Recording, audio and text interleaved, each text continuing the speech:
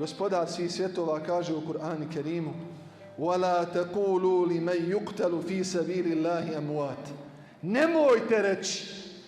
Ovo isto kao kad Allah kaže nemoj piti alkohol, nemoj se približavati bludu, nemoj biti dio korupcije, nemoj biti dio zla, nemoj biti dio onoga što je loše.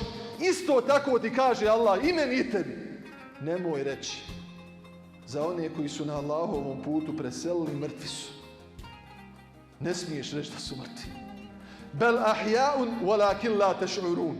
Oni su živi, ali vi to ne možete osjetiti. Čula naša oči, sluh, to ne može da vidi. To može vidjeti majka kad mi priđe, kaže sanjam sina šehida prije 3 godine. Sanjam ga, kaže mati znam da nemaš novca, ali ja te šaljem naći. Iz ove čaršije je ta žena. I vidi ga u snu, svoga sina i kaže ideš majko naći. A onda dolazi imam, kaže Hanuma, imam jednu lijepu vijest za tebe. Kaže, ne moraš mi je ni govoriti, sinoć mi je on u snu rekao. Sinoć mi je on u snu rekao da ja nađem.